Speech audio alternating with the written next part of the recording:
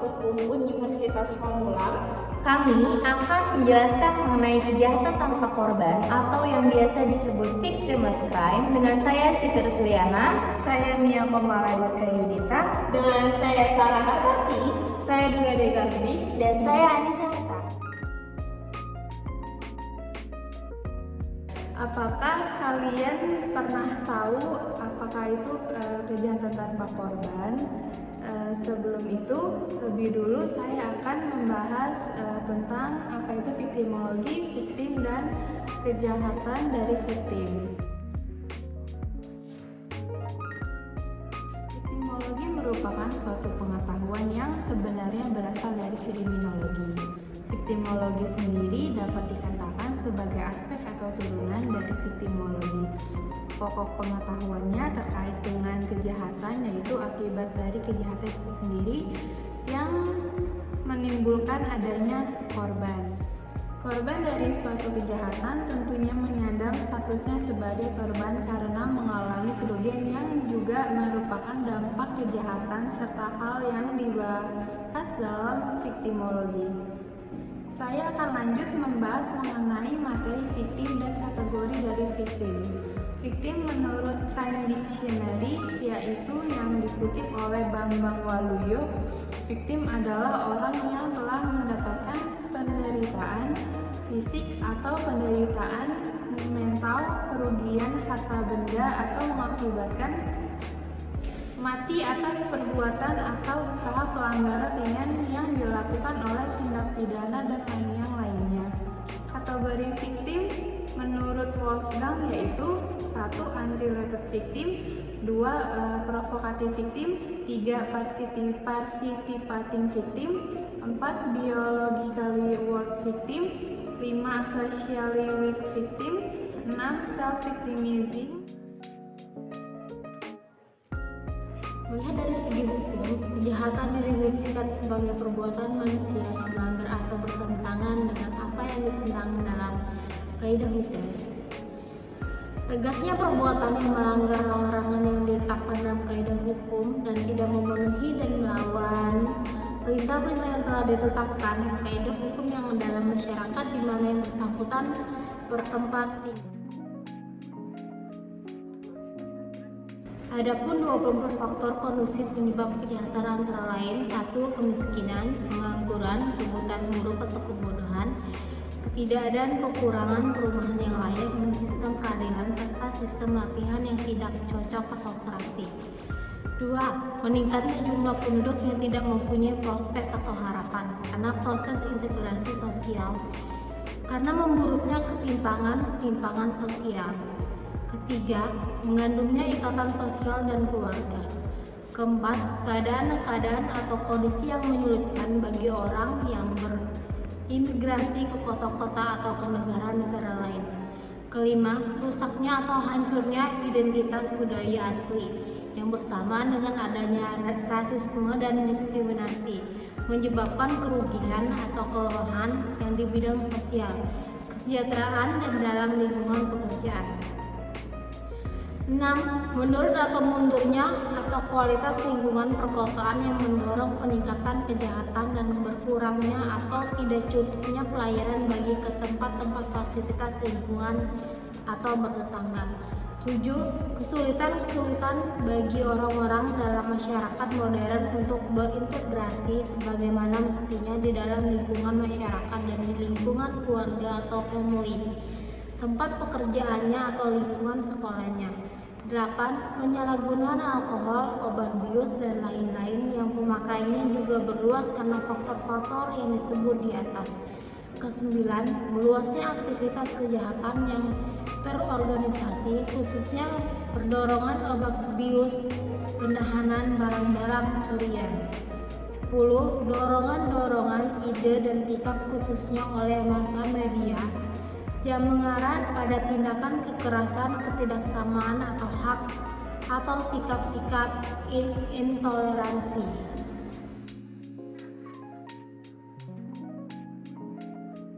Kalian mengetahui apa itu suatu kejahatan dan apa saja faktor yang dapat menimbulkan kejahatan tersebut. Selanjutnya saya akan membahas tentang apa saja kategori dari kejahatan dan mendefinisikan tentang kejahatan tanpa korban atau victimless crime. Perlu kita ketahui ada 7 kategori kejahatan yang mana. Yang pertama kejahatan terorganisasi, yang kedua kejahatan terorganisasi transnasional, ketiga kejahatan kerah putih, keempat kejahatan perusahaan, kelima kejahatan cyber, keenam kejahatan internasional, dan ketujuh kejahatan tanpa korban. Dari 7 kategori yang telah saya sebutkan, kejahatan tanpa korban yang menjadi pembahasan utama video ini dibuat. Kejahatan tanpa korban merupakan kejahatan yang di dalamnya tidak ada pihak ketiga yang dirugikan. Jenis dari kejahatan ini pun bersifat pribadi dan ada persetujuan yang melakukan kejahatan tanpa korban. Kejahatan tanpa korban meskipun tidak merugikan pihak ketiga, tetapi demi kepentingan sosial pelaku bisa dipidana. Kejahatan tanpa korban untuk didiskriminalisasi bertentangan dengan nilai-nilai moral dan akan menurunkan kualitas hidup serta menyebabkan kerugian nyata bagi masyarakat.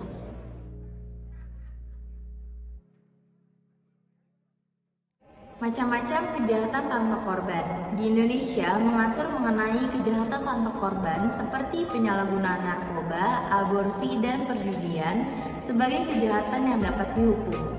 Yang pertama, penyalahgunaan narkoba. Konsumsi narkoba termasuk kejahatan tanpa korban karena seseorang yang mengkonsumsi narkoba pada dasarnya sedang melakukan kejahatan pada dirinya sendiri. Karena kecanduan narkoba dapat menyebabkan banyak konsekuensi negatif jangka panjang, termasuk diantaranya yaitu permasalahan kesehatan fisik seperti kerusakan hati, penyakit jantung, dan penyakit mental seperti gangguan kecemasan dan depresi.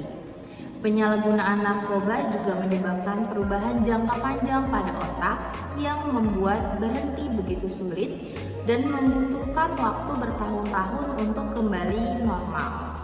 Efek jangka panjang tidak langsung dari kecanduan narkoba termasuk hubungan yang rusak, masalah hukum, masalah keuangan, cedera, dan kesehatan yang buruk secara keseluruhan. Terdapat dalam Undang-Undang Pasal 127 Nomor 35 Tahun 2009 tentang narkotika yang menyatakan penyalahgunaan narkoba sebagai tindak kejahatan. Di dalam pasal tersebut, penggunaan narkoba dapat dijatuhi hukuman maksimal 4 tahun penjara untuk penyalahgunaan narkotika bagi diri sendiri, kelas 1 2 tahun penjara untuk penyalahgunaan narkotika bagi diri sendiri kelas 2 dan 1 tahun penjara untuk penyalahgunaan narkotika bagi diri sendiri kelas 3. Yang kedua ada perjudian. Perjudian merupakan taruhan atau mempertaruhkan sesuatu yang berharga dengan kesadaran akan risiko dan harapan keuntungan pada hasil permainan. Kontes atau peristiwa yang tidak pasti yang hasilnya bisa ditentukan secara kebetulan atau tidak sengaja dan tidak terduga. Regulasi perjudian dapat berbeda pada tiap negara. Misalnya, beberapa negara telah mendirikan lembaga hukum tertentu, tapi beberapa negara hanya memiliki undang-undang yang mengawasi perjudian. Lembaga eksekutif terkenal dengan The Gambling Commission atau Komisi Perjudian di Inggris yang berfungsi mengendalikan perjudian komersial dalam kemitraan dengan orang-orang yang bertanggung jawab atas perizinan. Sedangkan di beberapa tempat seperti Indonesia, perjudian menjadi bagian daripada contoh masalah sosial. Alasannya karena hal ini tergolong tindakan ilegal dan termasuk salah satu kejahatan tanpa korban. Meskipun tidak memakan korban, tapi perjudian tetaplah hal yang merugikan. Karena kekalahan dalam perjudian dalam menyebabkan seseorang kehilangan harta bendanya. Dalam perjudian ilegal, selain meminjamkan uang dengan bunga yang tinggi kepada para penjudi, organisasi kriminal juga terlibat dalam korupsi massal. Biasanya mereka menyuap dan memaksa pejabat pemerintah dan aparat penegak hukum untuk melindungi bisnis mereka. Kondisi ini membuat banyak orang ingin melegalkan perjudian. Di beberapa negara bagian, perjudian legal tetap di Indonesia. Perjudian ilegal. Pasal 303 KUHP melarang orang yang menawarkan atau memberikan kesempatan untuk berjudi tanpa izin. Pasal yang sama juga melarang orang untuk berjudi. Para pelaku menghadapi hukuman maksimal 4 tahun atau denda. 3. Aborsi. Aborsi yang dilakukan dengan sengaja atau ilegal, penolakan masyarakat terhadap aborsi terkait dengan harapan untuk menjaga nilai-nilai moral bahwa perempuan harus membawa, bukan menggugurkan bayi.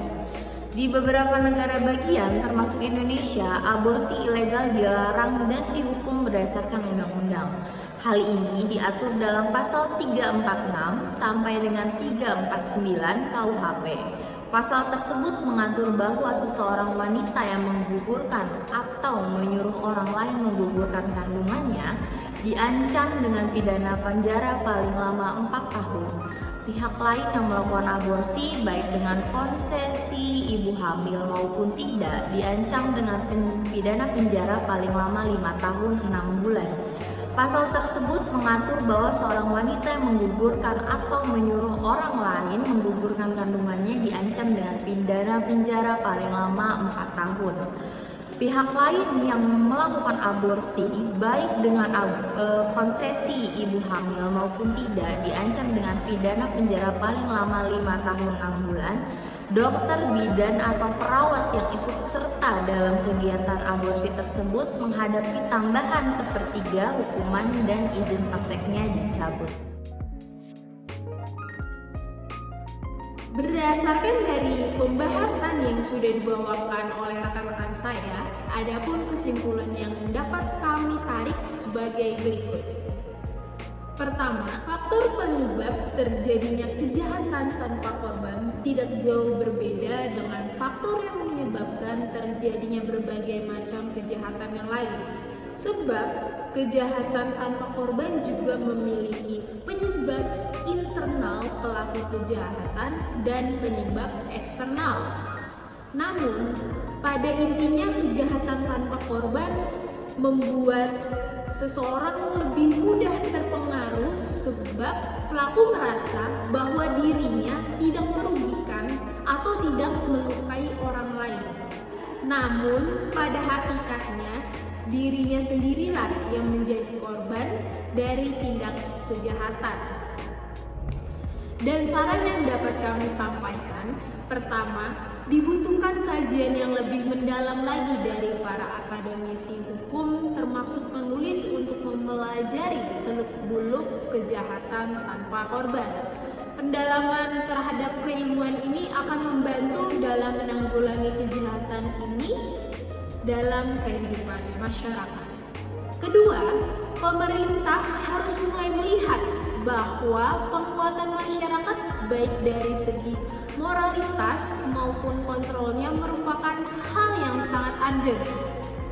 Hal ini demi mencegah dan menanggulangi terjadinya kejahatan tanpa korban di dalam masyarakat. Setelah kami membahas mengenai kejahatan tanpa korban dan contohnya, berikut adalah contoh lain dari kejahatan tanpa korban.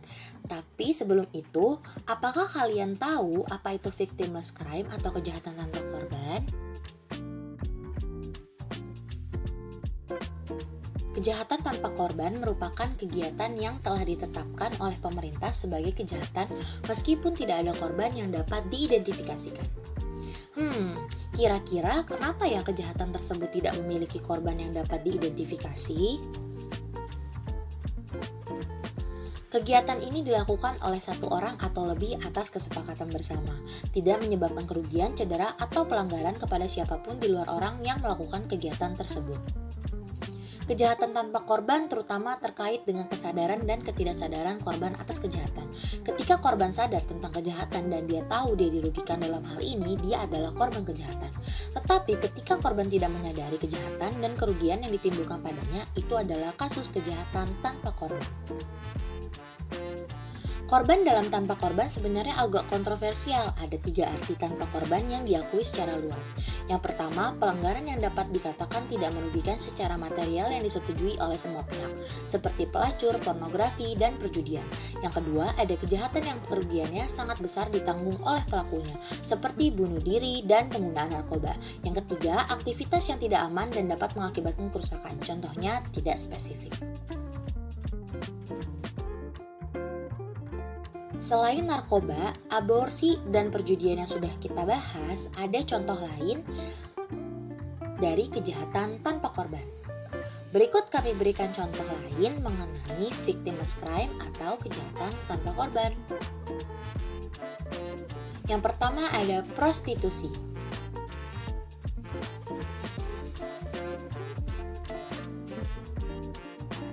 Prostitusi terlibat dalam proses menawarkan, menyetujui, dan mendapatkan imbalan biaya. Sebenarnya apa penyebab kebanyakan orang terlibat dalam prostitusi ya? Yang pertama, adanya kemiskinan.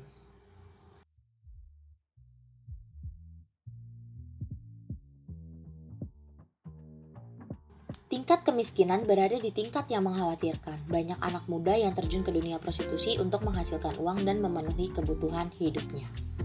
Yang kedua, korban perkosaan, pekerja anak, dan perdagangan manusia. Beberapa pekerja seks merupakan korban dari perbudakan seks, pemerkosaan, pekerja anak, bahkan perdagangan manusia. Dari mereka pun memiliki harga diri yang rendah dan kelainan seksual lainnya yang kemudian membawa mereka ke dalam prostitusi. Yang ketiga, tekanan dari teman sebaya.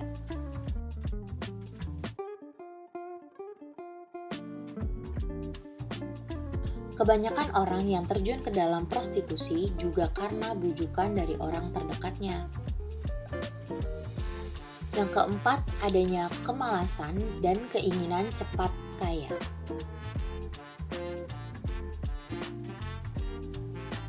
Anak muda saat ini kebanyakan pemalas. Mereka ingin mempunyai uang banyak dan hidup mewah tanpa bekerja keras. Mereka yang bekerja dengan upah kecil sering merasa terintimidasi oleh rekan-rekan yang menghasilkan uang tanpa bekerja. Hal tersebut merusak moral orang yang tidak bersalah sehingga membuat mereka terlibat dalam prostitusi. Selanjutnya yang kelima, kurangnya perhatian dari orang tua.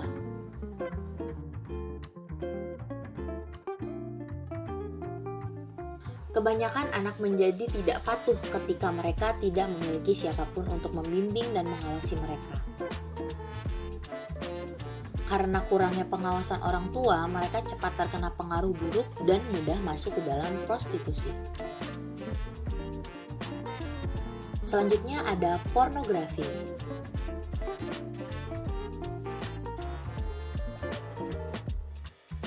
Pornografi merupakan representasi perilaku seksual dalam buku, gambar, patung, film, dan media lain yang dimaksudkan untuk menimbulkan gairah seksual. Selanjutnya ada alkoholisme dan kecanduan obat-obatan. Alkoholisme dan kecanduan obat-obatan telah lazim pada sebagian masyarakat. Kecanduan tersebut karena adanya dugaan efek yang menyenangkan dan santai atau sebagai sarana untuk menghilangkan ketegangan fisik dan kelelahan. Apa ya yang menyebabkan seseorang menjadi alkoholisme dan kecanduan obat-obatan terlarang? Yang pertama, adanya pengangguran. Yang kedua, kurangnya kontrol dan perhatian orang tua terhadap anak-anak mereka. Yang ketiga, orang-orang yang mengalami kegagalan, frustasi, atau stres. Yang keempat, budaya hippie, dan masih banyak lagi. Selanjutnya, merokok ganja.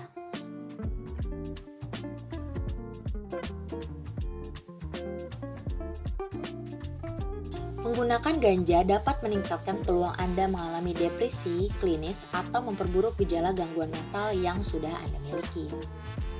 Ganja dapat mempersulit Anda untuk fokus, belajar, dan mengingat banyak hal. Ini merupakan tampak efek jangka pendek yang berlangsung selama 24 jam atau lebih lama setelah Anda berhenti merokok. Terima kasih. Mungkin segitu saja materi yang dapat saya sampaikan. Sampai jumpa.